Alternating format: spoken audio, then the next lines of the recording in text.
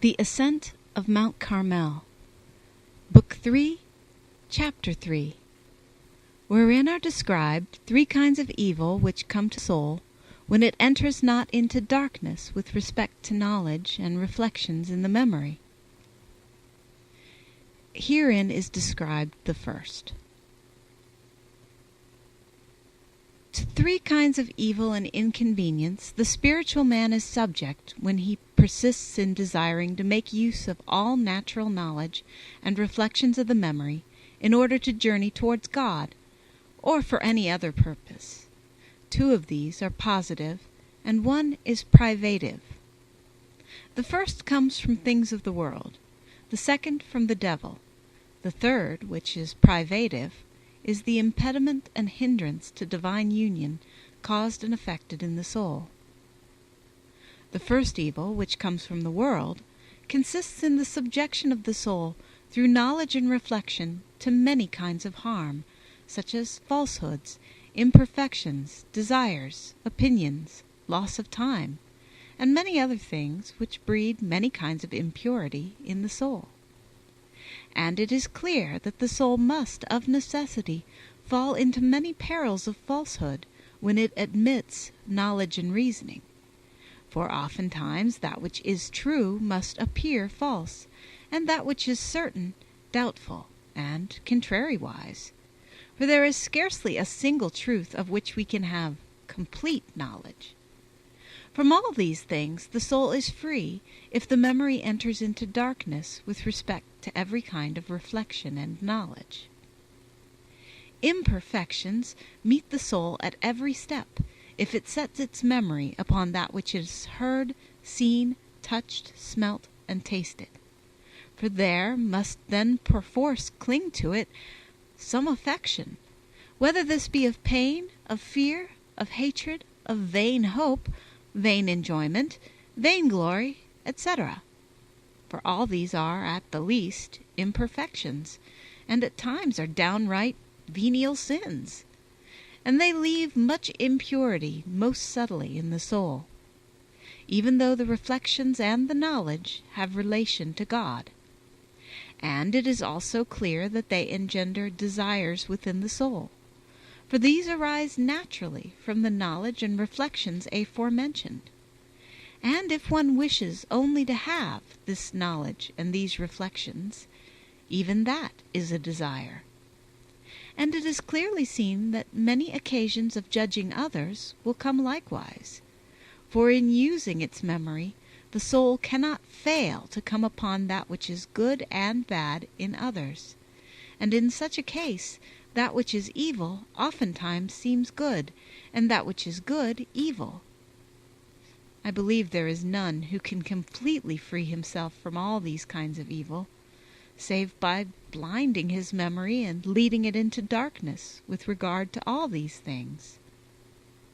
And if you tell me that a man is well able to conquer all these things when they come to him, I reply that if he sets store by knowledge, this is simply and utterly impossible, for countless imperfections and follies insinuate themselves into such knowledge, some of which are so subtle and minute that without the soul's realization thereof, they cling to it of their own accord, even as pitch clings to the man that touches it, so that it is better to conquer once for all by denying the memory completely.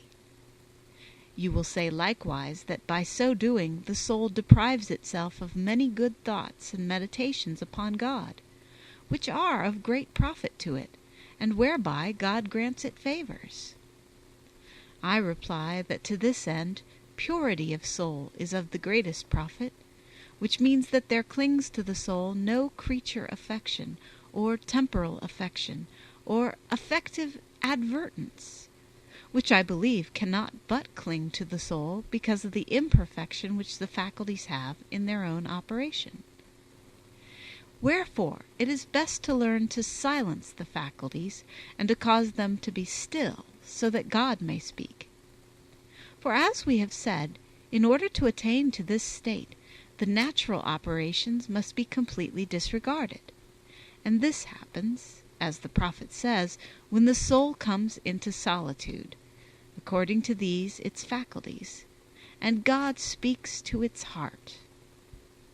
And if you again reply, saying that the soul will have no blessing unless it meditates upon God and allows its memory to reflect upon Him, and that many distractions and negligences will continually enter it, I say that it is impossible, if the memory be recollected with regard both to things of the next life and to things here below, that evils or distractions should enter it, nor any other follies or vices, the which things always enter when the memory wanders, since there is no exit or entrance for follies or vices, or evils or distractions.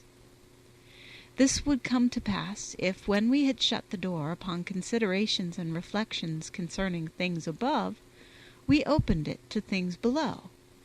But in this state we shut the door to all things whence distraction may come, causing the memory to be still and dumb, and the ear of the spirit to be attentive in silence to God alone, saying with the prophet, "Speak, Lord, for your servant is listening." It was thus that the spouse in the song said that his bride should be, in these words, "My sister is a garden enclosed, and a fountain sealed up." That is to say, enclosed and sealed up against all things that may enter. Let the soul then remain enclosed, without anxieties and troubles, and he that entered in bodily form to his disciples when the doors were shut, and gave them peace, though they neither knew nor thought that this was possible, nor knew how it was possible, will enter spiritually into the soul, without its knowing how he does so, when the doors of its faculties, memory, understanding, and will, are enclosed against all apprehensions. And he will fill them with peace, coming down upon the soul, as the prophet says, like a river of peace, and taking it from all the misgivings and suspicions, disturbances and darknesses, which caused it to fear that it was lost, or was on the way to being so. Let it not grow careless about prayer, and let it wait in detachment and emptiness, for its blessings will not tarry. Chapter 4, which treats of the second kind of evil that may come to the soul from the devil by way of the natural apprehensions of the memory. The second positive evil that may come to the soul by means of the knowledge of the memory proceeds from the devil, who by this means obtains great influence over it. For he can continually bring it new forms, kinds of knowledge and reflections, by means whereof he can taint the soul with pride, avarice, wrath, envy, etc., and cause it unjust hatred, or vain love, and deceive it in many ways. And besides this, he is wont to leave impressions, and to implant them in the fancy, in such wise that those that are false appear true, and those that are true false. And finally, all the worst deceptions which are caused by the devil, and the evils that he brings into the soul, enter by way of knowledge and reflections of the memory. Thus, if the memory enter into darkness with respect to them all, and be annihilated in its oblivion to them, it shuts the door altogether upon this evil which proceeds from the devil, and frees itself from all these things, which is a great blessing. For the devil has no power over the soul, unless it be through the operations of its faculties, principally by means of knowledge, whereupon depend almost all the operations of the other faculties. Wherefore, if the memory be annihilated with respect to them, the devil can do nothing, for he finds no foothold, and without a foothold he is powerless. I would that spiritual persons might clearly see how many kinds of harm are wrought by evil spirits in their souls by means of the memory, when they devote themselves frequently to making use of the memory, and how many kinds of sadness and affliction and vain and evil joys they have, both with respect to their thoughts about God and also with respect to the things of the world, and how many impurities are left rooted in their spirits, and likewise how greatly they are distracted from the highest recollection, which consists in the fixing of the whole soul, according to its faculties, upon the one incomprehensible good, and in withdrawing it from all things that can be apprehended, since these are not incomprehensible good. This is a great good, though less good results from this emptiness than from the soul's fixing itself upon God, simply because it is the cause whereby the soul frees itself from any griefs and afflictions and sorrows over and above the imperfections and sins from which it is freed. Chapter 5. Of the third evil which comes to the soul by way of the distinct natural knowledge of or the memory. The third evil which comes to the soul through the natural apprehensions of the memory is privative. For these apprehensions can hinder moral good and deprive us of spiritual good. And in order that we may first of all explain how these apprehensions hinder moral good in the soul, it must be known that moral good consists in the restraining of the passions and the curbing of disorderly desires, from which restraint there comes to the soul tranquility, peace, and rest, and moral virtues, all of which things are moral good. This restraining and curbing of the passions cannot truly be accomplished by the soul that forgets not and withdraws not itself from things pertaining to itself, whence arise the affections. And no disturbances ever arise in the soul save through the apprehensions of the memory. For when all things are forgotten, there is nothing that can disturb peace or that moves the desires, since, as they say, what the eye does not see, the heart does not desire. This we are constantly learning by experience. For we observe that whenever the soul begins to think of any matter, it is moved and disturbed, either much or little, with respect to that thing, according to the nature of its apprehension. If it be a troublesome and grievous matter, the soul finds sadness in it; if pleasant, desire and joy, and so forth. Wherefore the result of the changing of that apprehension is necessarily disturbance, and thus the soul is now joyful, now sad, now it hates, now loves, and it cannot continue in one and the same attitude, which is an effect of moral tranquility, save when it strives to forget all things. It is clear, then, that knowledge greatly hinders the good of the moral virtues in the soul. Again, what has been said clearly proves that an encumbered memory also hinders spiritual good. For the soul that is disturbed and has no foundation of moral good is to that extent incapable of spiritual good, which impresses itself only upon souls that are restrained and at peace. And besides this, if the soul pays attention and heed to the apprehensions of the memory, seeing that it can attend to but one thing at a time, and busies itself with things that can be apprehended, such as the knowledge of the memory, it is not possible for it to be free to attend to the incomprehensible, which is God. For in order to approach God, the soul must proceed by not comprehending rather than by comprehending. It must exchange the mutable and comprehensible for the immutable and incomprehensible. Chapter 6. Of the benefits which come to the soul from forgetfulness and emptiness of all thoughts and knowledge which it may have in a natural way with respect to the memory. From the evils which, as we have said, come to the soul through the apprehensions of the memory, we can likewise infer the benefits which are contrary to them, and come to the soul as a result of its forgetting them and emptying itself of them. For, as natural philosophy puts it, the same doctrine which serves for one thing serves likewise for the contrary.